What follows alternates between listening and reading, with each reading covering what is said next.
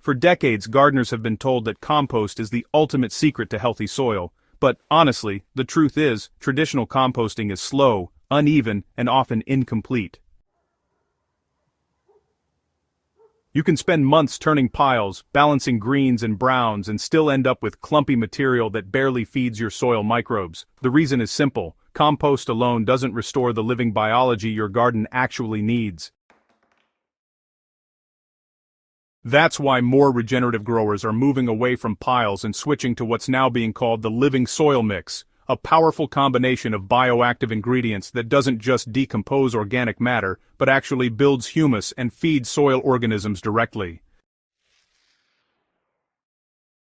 This method doesn't take months. It starts transforming your soil within days. If you're tired of waiting on compost to finish, this is the system that replaces it forever.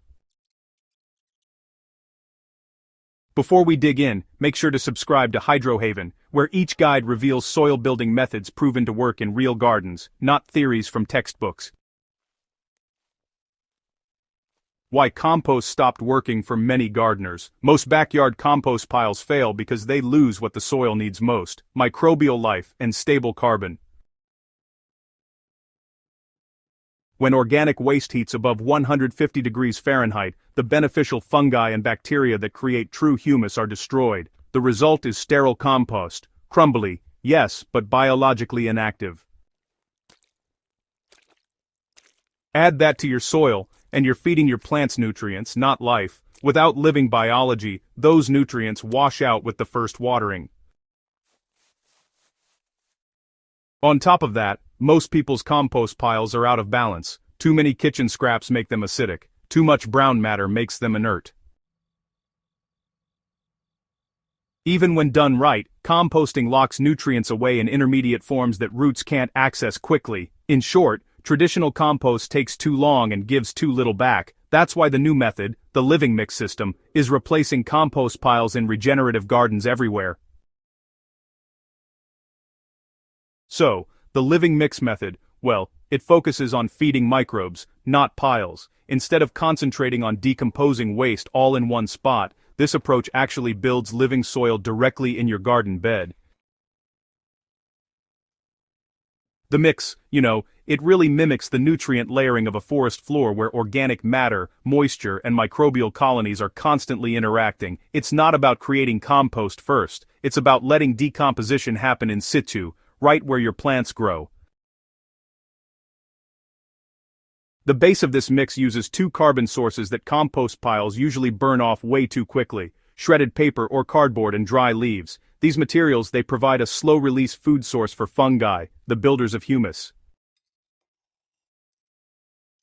Next comes fresh nitrogen material, but not just any. Grass clippings, green weeds, or legume residues work well. But what really transforms the mix is the inclusion of microbe carriers like worm castings or finished compost tea residue. These bring the living inoculants that drive the entire system.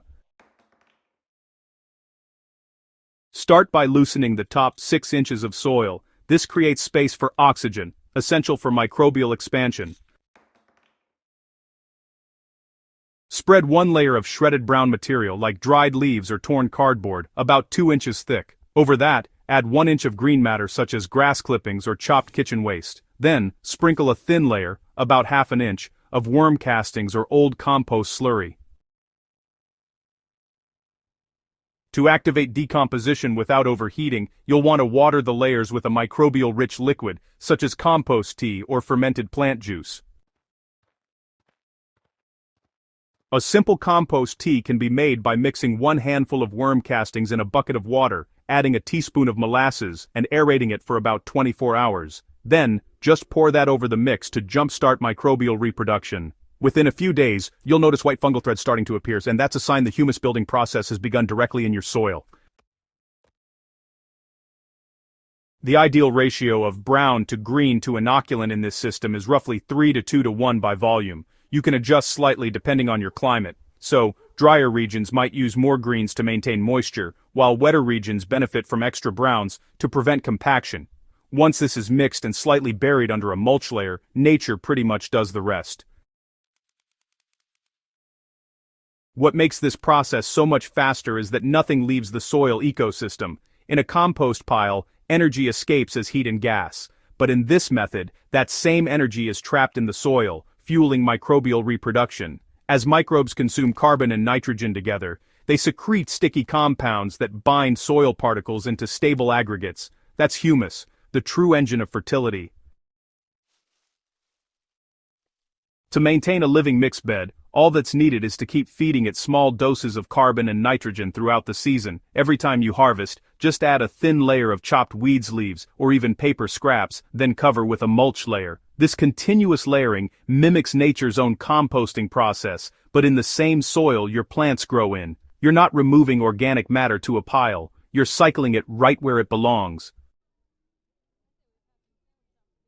For gardeners growing heavy feeders like tomatoes or corn, adding a small scoop of biochar or crushed charcoal to each bed helps trap nutrients for longer. Combine that with regular applications of compost tea or diluted molasses water to keep the microbial colonies fed. The more biology you feed, the more your soil begins to regulate its own fertility. Growers using this method report visible differences in less than a month. Beds treated with the living mix show better moisture retention and fewer signs of nutrient burn. Plants root deeper because the soil becomes looser and more oxygen-rich. Laboratory tests have shown up to 40% higher microbial biomass compared to compost-fed soil. In short, this is not a supplement, it's a soil-building revolution. Unlike compost, which relies on heat to sterilize and stabilize waste, this method relies on microbial dominance. Instead of killing pathogens through temperature, it outcompetes them biologically. That's the same process that happens in a healthy forest floor.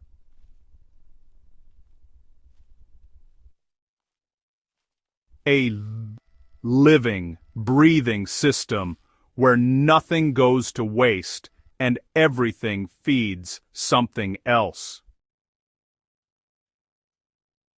Compost had its time, but living soil is the future. Compost was once a step forward for gardeners, but today it's just a stepping stone. The living soil mix takes what compost started and completes it.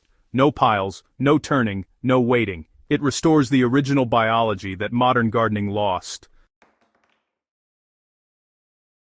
If your garden has stalled even after adding compost, this system will restart it from the roots up. If this breakdown helped you understand how to replace compost forever, don't forget to subscribe to Hydro Haven for more regenerative growing methods that actually work.